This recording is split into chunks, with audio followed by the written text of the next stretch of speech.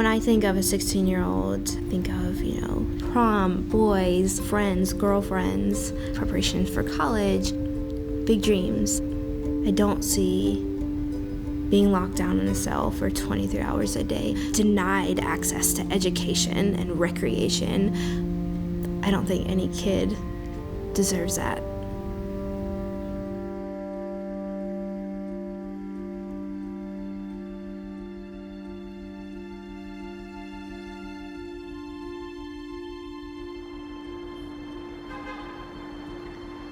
There are about 2.5 million children who are arrested every year. I'm sure thousands of children in solitary confinement. It is not an easy number to capture because it is not a number that facilities voluntarily choose to report.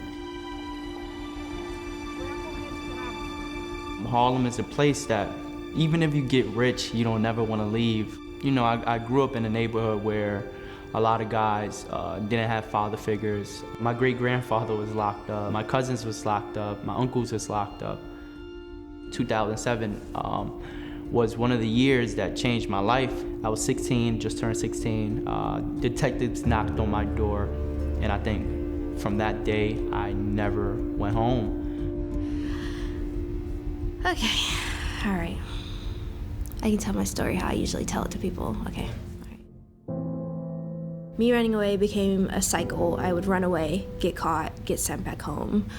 I remember this first time getting arrested and the police officer never asking, why are you running away? Why are you doing what you're doing?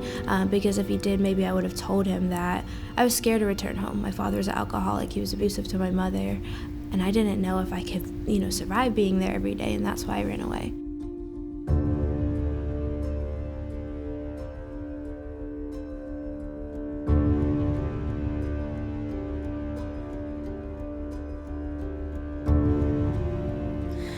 This cell wasn't big at all. I remember getting up and almost being able to stretch my arms out and being almost able to touch the walls. It's like being in a closet every single day for 23 hours. Anytime I only feel that freedom is when you get that 1 hour to step out. You don't even step out, you step out in a cage where the only thing you can really see is the sun.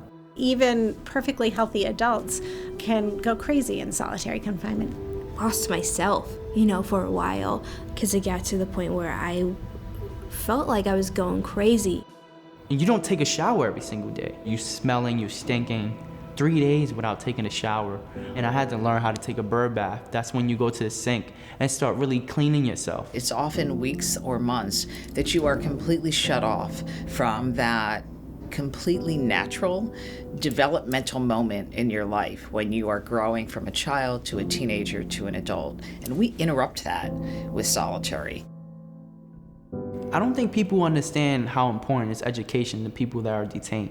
So when you're taking 45 days from someone, that means you're taking 45 days of knowledge, In 45 days, people become successful. You know what I'm saying? Anything can happen in 45 days. We're just setting them back up for failure to come right back to the same system that will continue to fail them over and over again.